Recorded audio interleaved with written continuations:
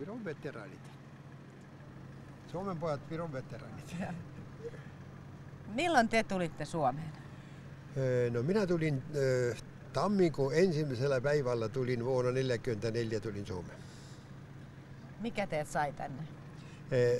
No minä tulin laivalla, kun oikeastaan no minulla ei ollut semmoista kapitaalia, että olisin voinut ostaa semmoisen paikkaveneen niin kuin pojilla yleensä, mutta minulla oli yksi koulutoveri, oli palveluksessa Saksa laivalla, meriväelaivalla.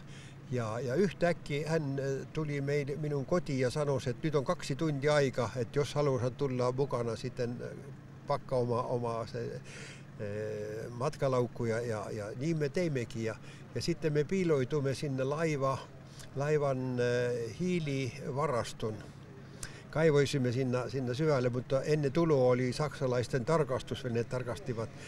Oli semmoinen Wasserschutz sanottu, saksalaisten poliisi, se tutki sitä laivaa ja avasi myös sen kansin sinne hiilivaraston, mutta me olimme jo siellä syvällä, siellä hiilinä peitossa ja joutuimme onnellisesti sitten Helsinkiin ja tulimme Helsinkiin.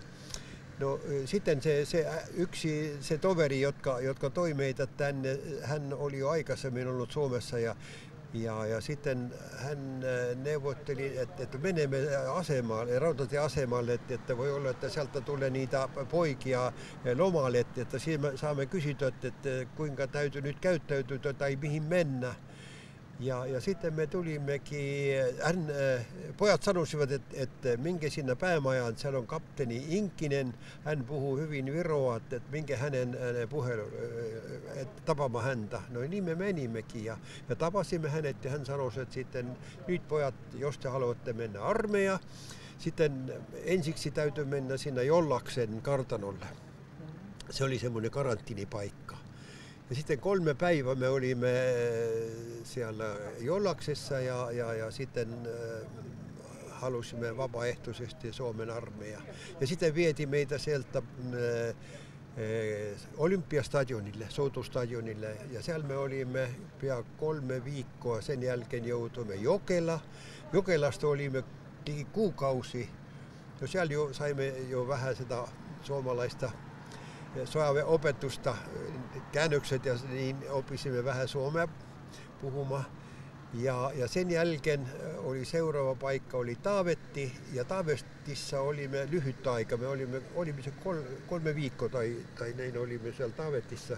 Ja sen jälkeen matkustimme Karjasen Kannakselle siinä Jalkala koulutuskeskukseen. Ja siellä olimme niin kauan kun tuli se hyökkäys. Suurhyökkäys. Joo, se venäläisten suurhyökkäys. Ja ensimmäinen pataljoona oli siellä Jalkalassa ja toinen pataljoona oli siellä Keski-Suomessa. Se oli Taavetin lähellä. Niin eri paikoissa olivat ne toisen pataljoonan miehet. Missä te olitte sitten suurhyökkäyksen aikana? Joudutteko koviin paikkoihin? No minulla oli semmoinen, että 25. päivä toukokuuta minut kutsuttiin sinne komppanin päällikköluona ja hän sanoi, että sinulle nyt täytyy lähteä aliupseerikouluun. Mä sanoin, että ei mä halua mennä. Se ei ole lastentarha, että siinä on sotaväki ja jos on käsky, sitten täytyy mennä. Ja no sitten me menimmekin. Ja menimme Taavettiin taas junalla. Mutta se ei kestänyt. Vasta olimme 3 viikkoa ja sitten menimme sen koulun kanssa Viipurin rintamalle. Ja Viipurin rintamalta muuttimme myöhemmin siinä Vuoksen rintamalla ja sieltä sitten tulimme tänne Hanköön. Ja Hankön kautta menimme kotimaahan ja sitten ensimmäinen pataljoona joutui Tartu rintamalla ja toinen pataljoona jäi siis reservisenä Kehra. Se on Tallinnasta noin 40 kilometriä. Lähdittekö mielellänne Viroon takaisin? Joo, lähtimme mielelläni Viroon takaisin. Sitten se oli jo, rintama oli Tartu, Tartu, venäläiset ottivat Tartu juuri ennen sitä, kun me joutuimme rintamalla Ja no Sinivuorilla oli jo pitkästi kestänyt ne taistelut, mutta Sinivuori oli todella semmoinen sankarinen taistelupaikka. Niin kuin Jukka on puhunut, hän tietää hyvin sitä historiaa, sitä Sinimäketen historiaa. Mutta kyllä se oli tärkeää, että ne Sinimäet pitäisivät. Jos ne olisi murtautunut, sitten olisi semmoinen vaara, että neuvostojoukot olisit voinut hyökätä tai tehdä mahinousu Virosta vielä Suomeenkin. Se oli hyvin tärkeää, että se Sinivuoret pitäisivät. Että se taistelut, siellä oli oikein kovat taistelut ja oli niitä kaatuneita niin molemmalla puolella. No puhutaan, että voisi niitä venäläisiä siellä kaatua noin 40 000 tai niin, mutta kyllä niitä virolaisia, no siellä oli virolaisia, oli saksalaisia, oli ruotsalaisia, norjalaisia, espanjalaisia ja valloneja oli ja ne on nyt muistotaulut on, ne jotka kaatuvat on siellä Sinivuorilla.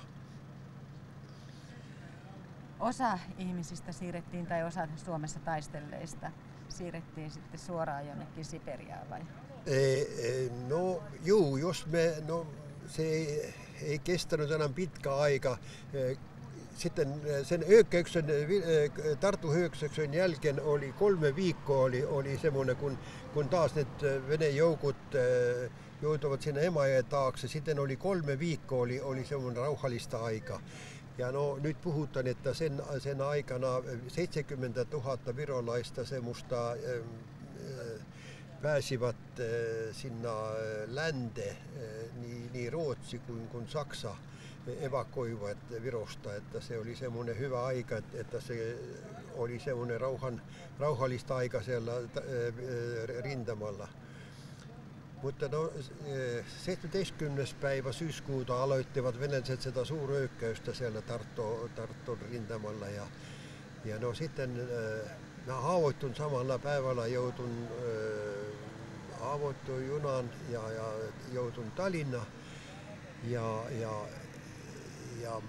ja sitten tulivat, me olimme siellä Hiiu-asemalla ja tulivat sitten saksalaiset upseerit tulivat ja sanosivat, että juna menee Paldiskiin ja Paldiskissa odottavat, että SS-latsaritilaivat ja vievät teitä Saksaan. Mutta illalla tulivat sinne, se pysähtyi siellä se juna ja vasta aamulla oli niin kuin puheet, että se menee sieltä asemalta. Mutta siinä tuli se Nõmme poliisinpäällikkö vaimo ja hänen tyttärensä tulivat tuomaan meille sitä juomia ja vähän voileipiä ja sanosivat, että pojat, ettekö te halua tulla yöksi meille vieraksi. No me 3 poikaa menimmekin ja aamulla kun me tulimme sinne asemalle, sitten se juna oli mennyt, mutta se ei mennyt Paldiskiin, vaan meni suoraan Tallinnaan. Ja siellä ladattiin ne laivalle Moero. Ja siellä oli 4000, siellä oli haavoittuneita, mutta oli siviilihenkilöitäkin. Ja Klaipedan lähellä ne sai lentokoneelta torpedoja ja se upposi siellä. Ja kaikki ne, jotka olivat siellä laivalla, niin pääsi hyvin pieni, oliko se parisataa ihmistä vai pääsi sieltä laivalta, mutta kaikki ne menivät sinne meren pohjaan. Tässä alkaa olla vähän kiire, mutta sen verran vielä, että miltä nämä 70 vuotta niin tässä välissä on tuntunut, että jossain vaiheessa virolaista veteraania ei niinkään kunnioitettu? Oi, no täytyy sanota, että Suomessa on meitä aina kunnioitettu ja me olemme hyvin kiitollisia sellaista huomion osoituksesta, mitä me olemme saaneet Suomessa koko se ajan nyt kun olemme olleet Suomen armeijan niin kuin veteraaneja. Entä sitten tekin olitte metsäveljissä, niin kunnioitettiinko metsäveliä Virossa sitten neuvostoaikana? Ei, niitä etsittiin ja tapettiin. No, minä ihmettelinkin, no minä olin 6 vuotta, olin metsäveli ja kun mä joutuin kiinni, meillä oli siellä vähän semmoista matelemista, että mä olen ihmetellyt tähän saattaa, että kuinka ne ei ampunut minua paikalla. Ne tiesivät, että mulla on ase, se oli semmoinen pieni ase oli siellä. Että miksi ne ei ampunut minua paikalla, mutta kyllä se oli semmoinen luojan käsky, että mä säilyisin siellä. elossa elävänä. Niin kuin. Kiitoksia. Tuosta alkaa ilmeisesti olla vähän kiire. Mikä oli näiden miesten kohtalo silloin, kun Suomi-pojat lähtivät Suomesta? No nämä miehet oli kaikki jalkaväkirykmentti 201. pataljoonan miehiä. He lähtivät täältä elokuun 19. päivä 1944, menivät tuosta Lahden yli Paldiskiin. Ja siellä Paldiskissa aika pian heidät sitten siirrettiin virolaisen 20. Waffen-SS:n divisioona, sen jalkaväkirykmentti 46. 3. pataljoonaksi, siis suora siirto pataljoonaksi sinne. Ja varsin pian he lähtivät sitten aika pahoihin taisteluihin tuonne Etelä-Viroon. Siellähän Puna-armeija oli tullut Emäjoen yli. Emäjokihan menee Tarton kaupungin läpi. He olivat saaneet merkittävän sillanpään Tarton kaupungin alueelta.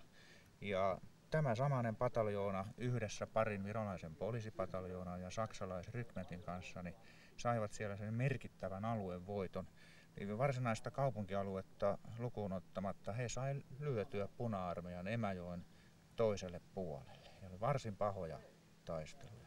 He kunnostautuivat siellä varsin hyvin. Ja vasta sitten syyskuun 17. päivä Puna-armeija teki armeijakunnalla hyökkäyksen Emäjoen yli. Siihen ei enää sitten saksalaisten, jossa nämä virolaiset osana olivat puolustamassa, voimat sitten riittäneet. Ja tässähän on taustalla se, että 16. päivä syyskuuta Hitler oli jo tuhahtaen myöntynyt siihen, että Virosta voidaan vetäytyä. Jolloin tämä 17. päivä alkanut hyökkäys tietysti oli jo sellaista, siihen ei suhtauduttu enää sillä tavalla, että se olisi ollut strategisesti tärkeää sen torjunta, vaan tavoitteena oli vetää Saksan sotavoimat mahdollisimman hyvässä kunnossa Baltiasta pois. No mikä sitten se tämän jälkeen oli näiden miesten kohtalo? No kohtaloita oli varsin monia. Osa meni yksikkönsä mukana taistellen kohti Saksaa, emo-Saksaa. Osa lähti Ruotsiin ja pääsikin sinne ja sitä kautta sitten muihin maihin. Ja osa sitten jäi metsäveljiksi. Niin kuin tästäkin meidän veteraanien joukosta eräs vanhempi herrasmies oli vuoteen 1951 asti metsäveljenä, mikä on sellainen asia, mistä ei kovin paljon ole Suomessakaan puhuttu, mutta pelkästään Viron puolella niin noin 10 000 oli tappiot niin metsäveljien kuin sitten heitä tukeneiden virolaiskansanosan puolella, plus sitten Puna-armeija ja heidän tukijoitaan. Aika mittavista määristä kuitenkin puhutaan. Nämä oli niin kuin tämmöiset 3 pääkohtaloa ja valtaosa heistä vangittiin. Hyvin tyypillistä oli saada tuomioksi 25+5 vuotta. Monethan heistä olisi ammuttukin, mutta Stalinhan oli käskenyt, että kuolemanrangaistusta ei saa ilman ylemmän tahon lupaa toimeenpanna. Ja merkittäviä määriä meni sitten Venäjälle vankityöksi. Neuvostoliittohan toimi hyvin paljon vankityövoimalla 40-luvun ja vielä 50-luvun alun. Näistäkin herrasmiehistä niin suuri osa vapautui sitten, kun Stalinhan kuoli 1953 keväällä, niin noin 2-3 vuotta sitten sen jälkeen he pääsivät sieltä leiriltä pois, mutta läheskään kaikki eivät saaneet lainkaan heti lupaa palata takaisin Viroon, vaan monet joutuivat asumaan muualla silloisessa Neuvostoliitossa ja vasta myöhemmin sitten pääsivät pikkuhiljaa palaamaan Viroon. Ja nyt kun mietitte heidän ikänsä, he olivat noin 20-vuotiaita miehiä silloin. Ja siitä otetaan reilu 10 vuotta pois, niin onhan se melkoinen pala elämän kokemusta niin kuin sinänsä, mutta merkittävä osa niin kuin ihmisen elämästä pois. Lähtivätkö aikanaan kaikki mielellään täältä Viroon takaisin? Kyllä. Siinä laivassa lähti 1752 miestä ja kerrotaan, että siinä laivarampillakin vielä joku junoa tai jotain muuta tupakkaa poltti ja teki sitten päätöksensä lopullisesti vasta siinä. Yli 90%, noin reilut 160 jäi tuosta rykmentistä tänne Suomeen.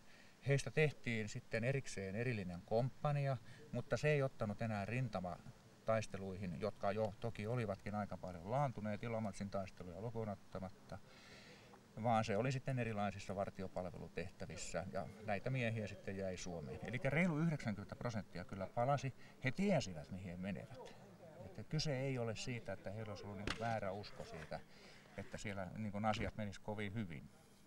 Että he joutuvat pahoihin paikkoihin, mutta he tiesivät sen. Suomi palautti näiden herrojen tavallaan arvon aika myöhäisessä vaiheessa. Miksi? No, sanotaan ihan suoraan, että Neuvostoliiton aikaahan tästä ei haluttu oikeasti keskustella lainkaan. Se ei sopinut Neuvostoliiton pirtaan mitenkään. Sitten presidentti Koiviston aikaan pikkuhiljaa sitten yleensäkin ruvettiin tunnustamaan näitä asioita. Ja jos nyt otetaan esimerkiksi näitä Viron suuria taisteluita, esimerkiksi Sinimäkien taistelut, ei Suomessa niistäkään oikein tiedetä. Tarvitsisi tietää paljon enemmän, koska ne vaikutti aika ratkaisevasti Suomenkin kohtaloihin.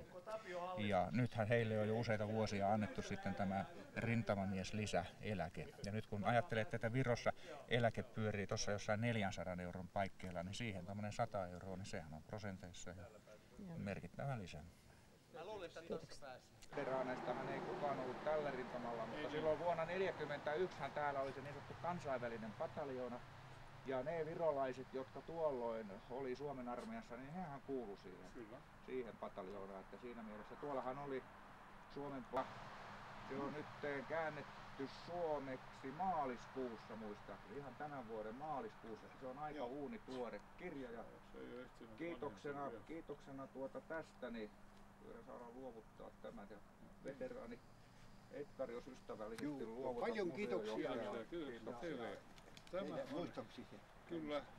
Ja saa vielä sanoa, että mä tulen lukemaan tämän kyllä. Siinä on semmoisia muistakirjoja. Nimenomaan. Kyllä. Mä luen aina kaikki, mitä mä saan käteen. Hyvä ja paljon kiitoksia. Kiitoksia oikein paljon. Ja kaunista kesää. Niin, ja teillekin ja muutenkin kiitos. Ja jos tosiaan niin halutaan veteraanit vaikka yhteen kuvaan tässä tai sitten otetaan Tuuliniemessä otetaan varmasti kuvia, mutta miten kuvaaja näkee.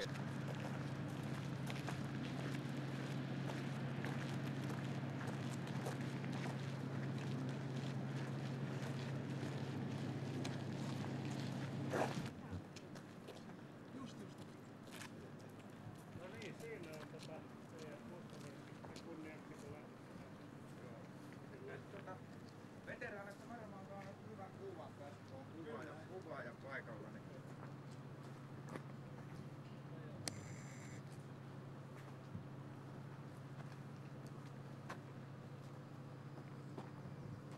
Ja siellä on teksti. Joo.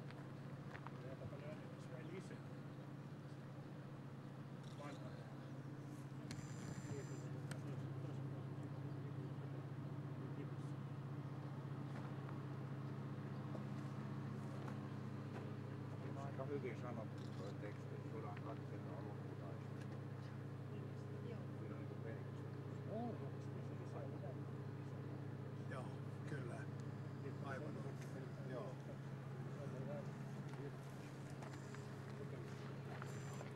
Niin, siinä.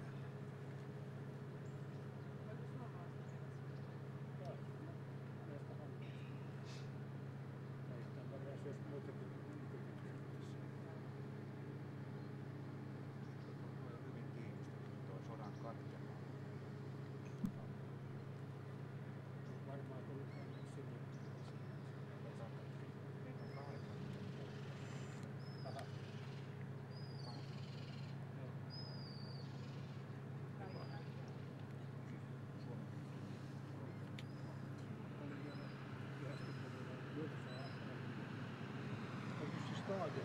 Suomen poikia kiittää.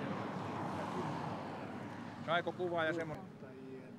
Parakki, kun mä nuorena poikana olin harjoittelemassa, niin tästä käytiin hoitamassa erilaisia hauskoja asioita. Tässä Hamon sataman nuori mies oppi tämän huolinta- ja stuuvaushomman johtamisen täällä näin. Joo. Aja vähän. Joo. Oli, että vielä oli alukkaita, että haluattiin mennä takaisin Viroon. Juu, tässä tapahtui kyllä näin. Joo, että niille annettiin luunappia. Ja oli paljon semmoisia poikia, jotka Ja myöhennyin, yksi mun koulutoveri, ruokatoveri, hän sanoi, että no, jos ne joutuvat sinne Ruotsiin, ne itkivät, että no, me pääsimme niin kuin kotimaahan ja nuoret pojat. Ja kyllä oli se kaipaus oli semmoinen, mutta pikkuhiljaa hän meni naimisiin ruotsalaisen Ingeri oli aina vaimon nimensä, Edmund Eermo. Mutta nyt vuosi sitten toukokuussa hän kuoli Ruotsissa. Koulun